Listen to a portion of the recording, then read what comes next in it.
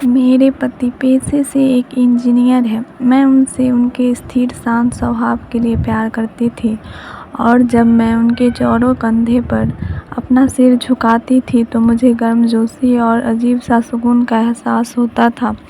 3 साल प्रेमालाप और अब शादी के 2 साल बीतने के बाद मुझे यह स्वीकार करना होगा कि मैं इससे थक गई हूँ। मेरे पहले से उसे प्यार करने के जो भी कारण थे अब वही मेरी सारी बेचैनी के कारण बन गए हैं। मैं एक भावुक महिला हूँ और जब रिश्ते और मेरी भावनाओं की बात आती है तो मैं बेहद संवेदनशील हो जाती हूँ।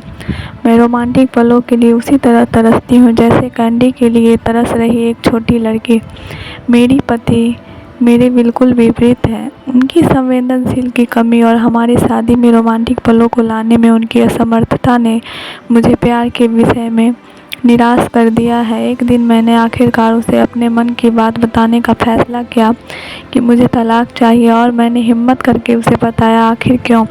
चौंकते हुए उसने पूछा। मैं थक गई हूँ। दुनिया में हर चीज़ का कोई कारण नहीं होता है, मैंने कहा। वह पूरी रात चुप रहा, हर समय हाथ में एक जलती हुई सिगरेट लिए गहरे विचारों में डूबा रहा। इससे मेरी निराशा की भावना और बढ़ती गई क्योंकि मैं ऐसे आदमी को देख रही थी जो अपनी दुर्दशा को व्यक्त भी नहीं कर पा रहा था। भला मैं उससे और क्या उम्मीद कर सकती थी? और अंत में उसने मुझसे पूछा, मैंने तुम्हारा मन बदलने के लिए क्या कर सकता हूँ?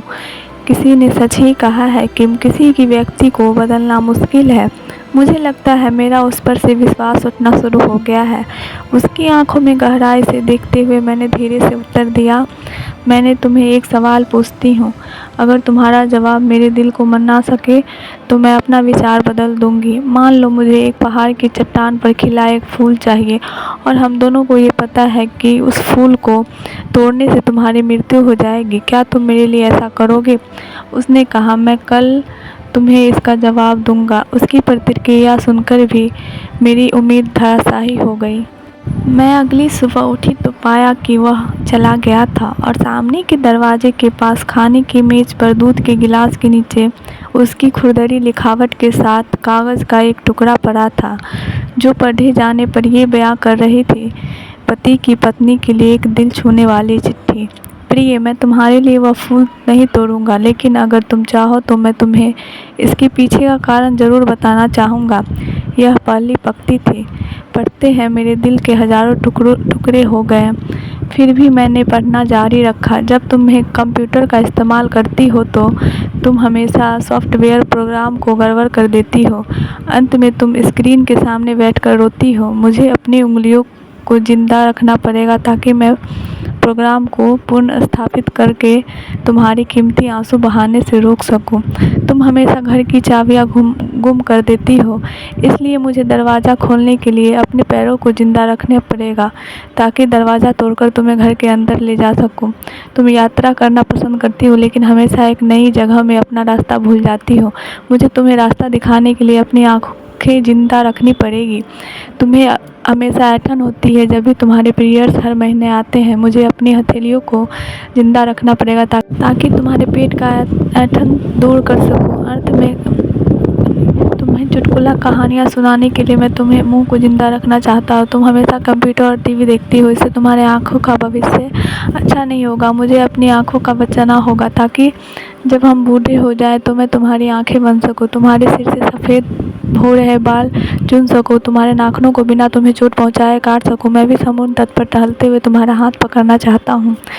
जैसे तुम धूप और समुद्र रेत का आनंद लेती हो और खुशी से गाने गुनगुनाती हो, उसे मैं भी अपने कानों से सुनना चाहता हूँ।